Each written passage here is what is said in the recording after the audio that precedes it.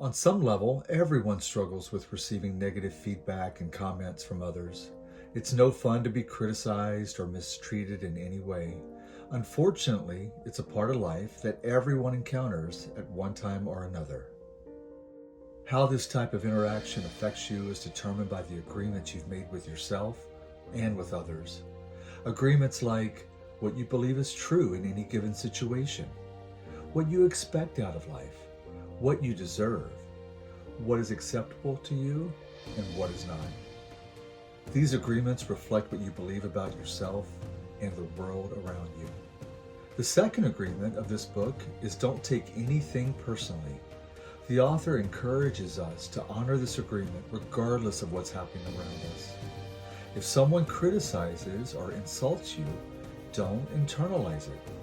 As discussed in Agreement 1, be impeccable with your word. If you find that you're taking it personally, then perhaps on some level you agree with what was said. Your insecurities have surfaced and you've attached yourself to the comments that were made. You've fallen into a very common trap. There are two words that lure us into these types of traps, and those two words are personal importance. Personal importance is defined as an exaggerated estimate of one's own importance. It's the maximum expression of selfishness because you make the assumption that everything is about you. This assumption is both subtle and insidious. Many of us hold this exaggerated opinion of ourselves without realizing its harmful effects.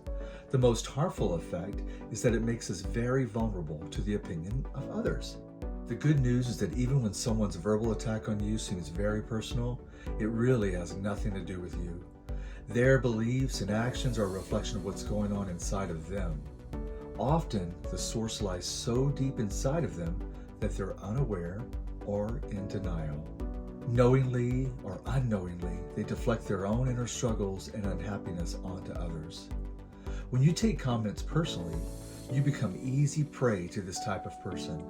Their emotional baggage becomes your emotional baggage. Let's put this to the test. When someone criticizes you, how does that make you feel? Does it bother you? Does it make you doubt yourself? Does it make you question yourself? Does it chip away at your self-confidence and self-image? On the flip side, when someone praises you, how does that make you feel? Does it make you feel better about yourself? Do you feel more valued and more confident? If the comments of others, both negative and positive, influence the way you see yourself and the way you feel about yourself, then unfortunately, you've fallen into this trap. But the good news is there's a way to avoid this. The author states that everything you say and do is from your unique perspective. No two people see the world exactly the same way. When you experience anything in life, it is as if you're watching a movie in your mind, where you're the producer, you're the director, and you're the main character. Everyone else, no matter who they are secondary characters or extras in your movie. We spend way too much of our time and energy worrying what others think of us, when in reality, they aren't even thinking about us as much as we think they are. And even if they do, it is influenced by the lens of their perspective, their beliefs, opinions, and experiences. The author believes that at the root of all this is fear. Fear of rejection and loss. Fear puts a dark cloud over every area of our life. The author states that humans are addicted to suffering at different levels and to different degrees, and we support each other in maintaining these addictions. It's unfortunate, but on a subconscious level, humans agree to help each other to suffer. We get into agreement with others about how bad things are. Every time you complain about someone or something, every time you state how hard something is or how difficult it is, every time you say this to someone, deep down, your desire is to get them to agree with you about the situation.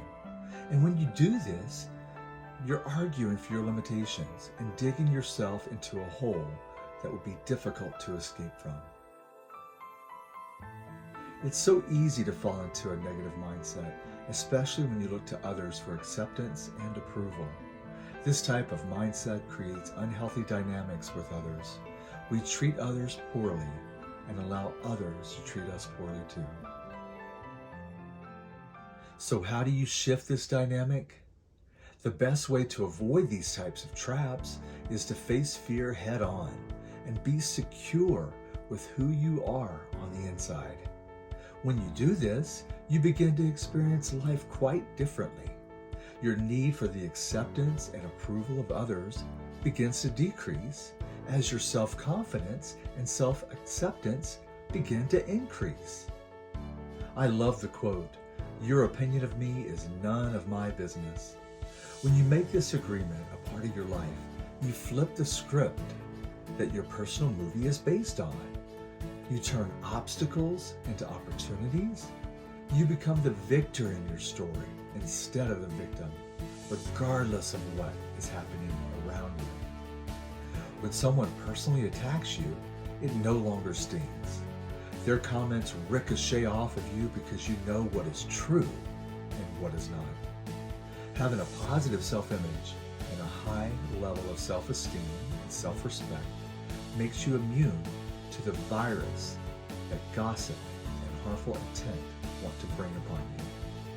You're able to take that which was meant for evil towards you and turn it into an opportunity for good. You're able to identify areas in your life that need improvement and address those from a place of growth and personal development. You're able to even laugh at yourself when things don't work out. And you don't take things so seriously, knowing that you're doing the best that you can with what you have at that moment in time. You no longer are bound by the chains and limitations of your past.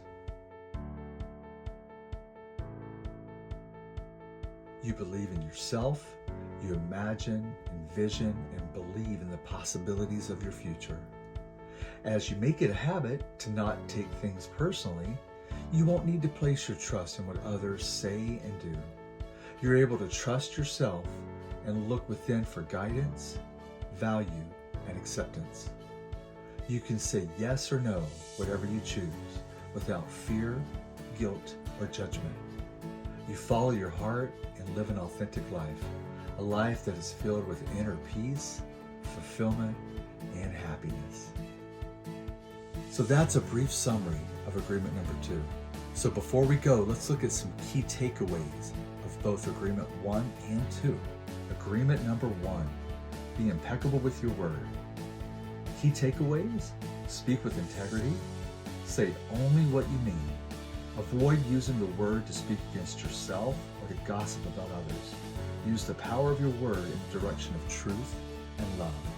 Key takeaways of agreement number 2. Don't take anything personally. Nothing others do is because of you.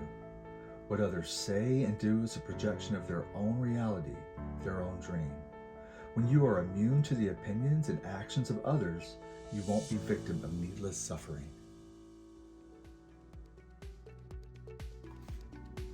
Hey, I hope you're enjoying the book summary so far.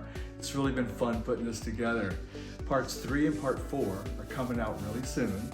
So be sure to hit that subscribe button if you haven't done so already so you don't miss out on those. And also, if you have a friend that you think that might enjoy this great book, be sure to share the link with them as well. So until next time, always look for an opportunity to make a positive difference in somebody's life, like this book has made in my life and millions of others, and share that with someone, all right? And if you want to get a copy of this book, there's a link in the description below for a hard copy, paperback, and also audible version. So don't miss out on that. So until next time, have a great day, and don't forget to pay it forward.